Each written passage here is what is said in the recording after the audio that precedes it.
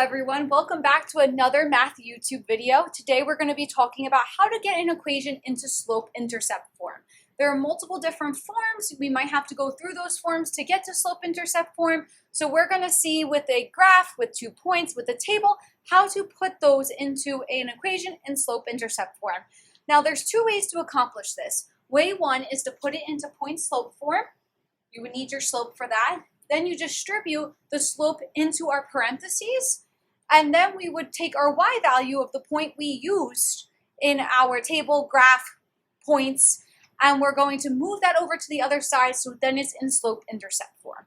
The second way we can do this is also to find the slope. So both ways we're finding the slope first. Then we're going to plug it into our slope-intercept formula, plug one of our points in, and then we're going to be solving for b. So both these ways will accomplish the same goal. We're going to get an equation in slope-intercept form, but there are 2 different ways. So I'm going to show you both ways for one problem, and then you get to decide which one you like better and which one you want to use for future problems. But what's really important though is I've used these terms, point-slope form, slope-intercept form. But what are those? So let's take a look at the 3 different forms we have for equations. Our first form, like I've said multiple times, is slope-intercept form, and that is y equals mx plus b, where m is our slope and b is our y-intercept. The next form is standard form. That's ax plus by equals c, where a, b, and c have to be integers. You cannot have any fractions in standard form, proper standard form. Our last form is point-slope form, and that's over here. It's exactly what it sounds like. You have a point, you have a slope, you pull it into this formula, and then we can get it into these other forms. But this is one that is, I say, the easiest because all you need is a point, a slope, and you're able to just plug it in. So let's use these. Let's take 2 points and let's create an equation using our 2 different ways I showed you before. So we have the points through 5, 2, and -5, -4. Now let's start with way 1. So if we have way 1 tells us we need to put it into point-slope form. Well, we need a point and a slope to get it into point-slope form. So let's find the slope first. But wait, what's the slope formula again? The slope formula is m equals y2 minus y1 over x2 minus x1. So let's find our slope. So we have x1 will label them, y1, x2, y2. We have our -4 for our y2, so let's put that first, -4 minus our 2 over -5 minus our 5. So -4 minus a 2 gives me a -6. -5 minus a 5 gives me a -10. So then, we're not simplified. We want the simplified version. So -6 divided by -10, we can get rid of those negatives. But what can we take out of both of these? We could take a 2 out, so we get 3/5 as our slope. So for both of our ways, our slope is going to be 3/5. So let's keep that in our back pocket. So we're going to write somewhere m equals 3/5. So we remember this for future cases. I'm going to erase this all, just so I have more room. All right, so let's use our point-slope formula. So our point-slope formula is y minus y1 equals our slope, x minus x1. Our y1, as we labeled here, is our 2. So y minus 2 equals our slope of 3/5, x minus x1, which is 5. As you can see, we took our first point, and we just changed the signs. We put the -2 here, the -5 here. Both these were positive, but we're just switching the signs for this formula. Step number 2 is to distribute. So let me distribute. Y minus 2 equals 3/5 x. -5 times 3/5 gives me -3. Now we have to get the y by itself. In our steps, it said get the y alone. So I add 2 to both sides. And my final equation is y equals 3/5 x minus 1. So we get y equals 3/5 x minus 1. Let's try this with method 2 to make sure we get the same answer. If we don't get the same answer, one of the ways we did was incorrect. So let's take a look. So way 2, way 2, tells us to put it into slope-intercept form, which is y equals mx plus b. We saw that our slope is 3/5. Our y, we could choose either one of these. I like to stick with x1, y1 because that's what we used. If you choose the other one, you'll still get the same answer. So y is 2 equals 3/5 times my x, which is 5, plus my b. Now we want to solve for our b. So we have to multiply. 3/5 times 5 is 3 plus b. We want b by itself. So it's like solving an equation. We want to subtract 3 from both sides, and we get b is -1. We're not done though. Okay, b is -1, but what's that doing for me? I need to plug it back into my slope-intercept formula to give an actual formula. So we get y equals our slope, which is 3/5 x, minus our b value, -1. So both of our ways check out. We're both getting the same equation, so that means we did it correct. So as you can tell, no matter which way you choose, we'll get the same answer. I'm going to show you another problem where we're using the point slope formula, the way number 1. That's the way I prefer, and I'll show you how to do the slope intercept way for a table, so you'll see both ways, but let's try one with way 1. So now we have this problem, and it's telling us to put it in standard form. Like I said before, we're going to use the point slope formula, so we're going to go from point slope formula to slope intercept form, and then standard form. So we're going to see all 3 of our forms in one problem. So we're asked to make an equation through -4, 5 and -1, -3. Like we saw before, our first step is to always find the slope. So we have x1, y1, x2, y2. My slope formula tells me to do -3 minus 5 over -1 minus a -4.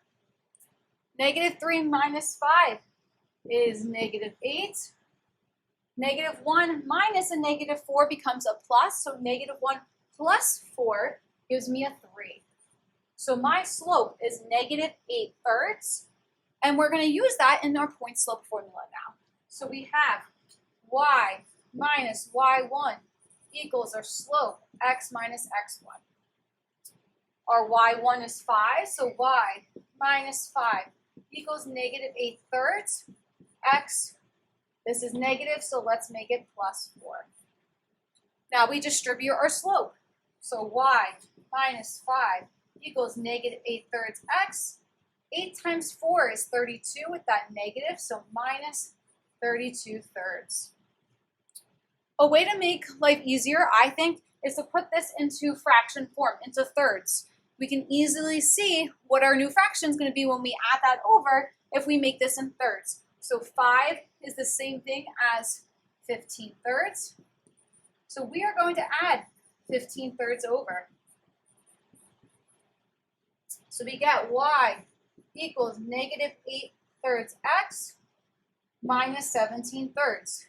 That's my equation in slope-intercept form now. We're asked to do it in standard form. So let's take a look of how we're going to accomplish that. We have y equals -8/3 x minus 17/3. We saw in the beginning that standard form is ax plus by equals c. And I said to you that we need to have our x and the y on the left side, and they both can't have coefficients or decimals or fractions. So let's move this over to the left side. So our variables are all on the left side. And like I just said, we cannot have fractions though. In standard form, no fractions are allowed as our coefficients. So how do we get rid of that? We can multiply everything in here by 3 to get rid of our fractions. So we get 8x, gotta multiply by the y, plus 3y equals -17. This equation is standard form.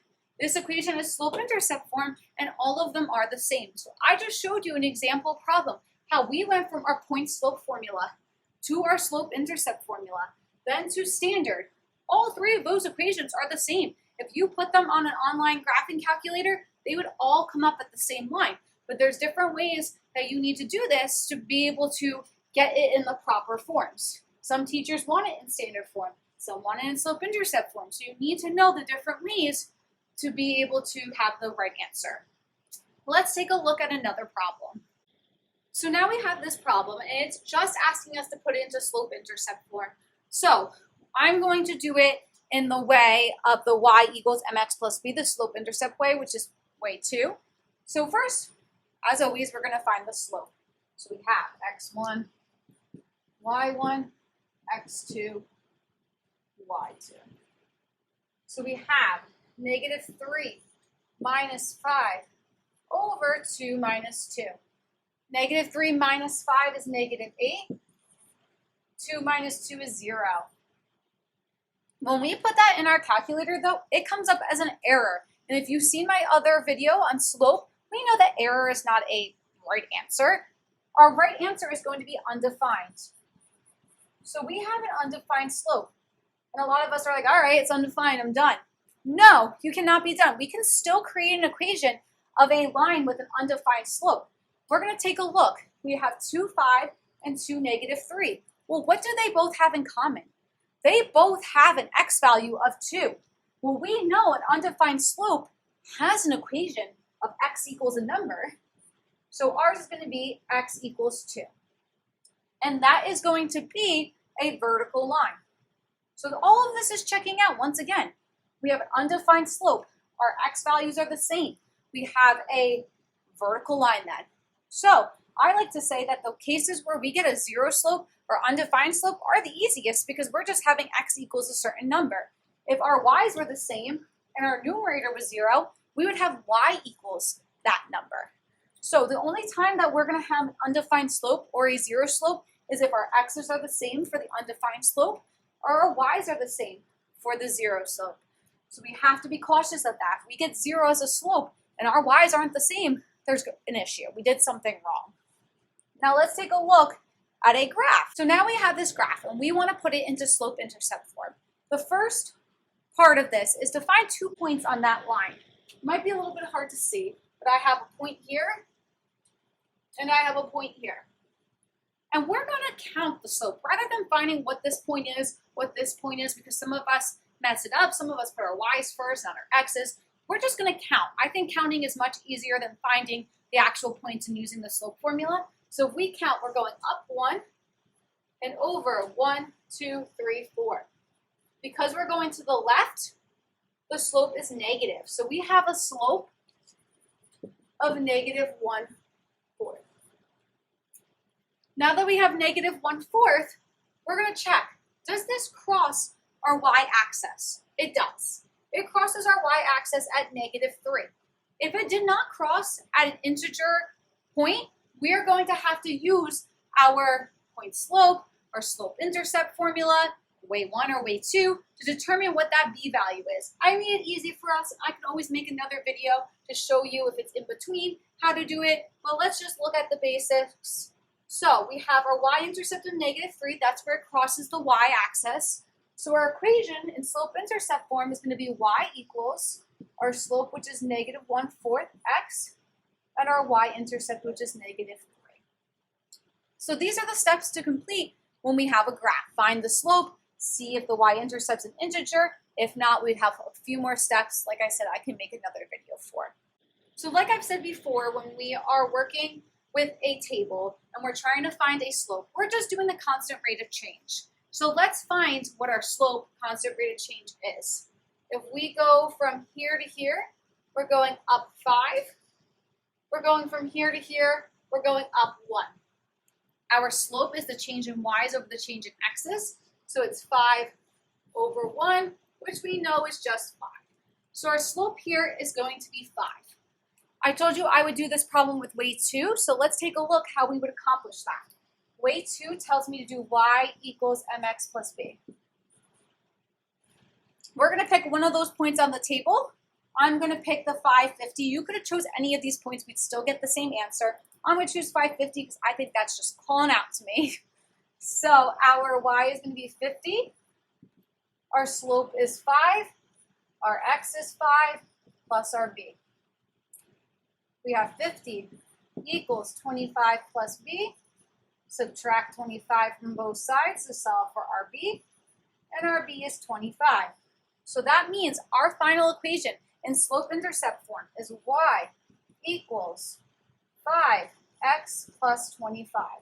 And if you plug in any of those points, we are going to get the same answer. If I plug in 3 for x, I get 15 plus 25. That does equal 40, so it is correct.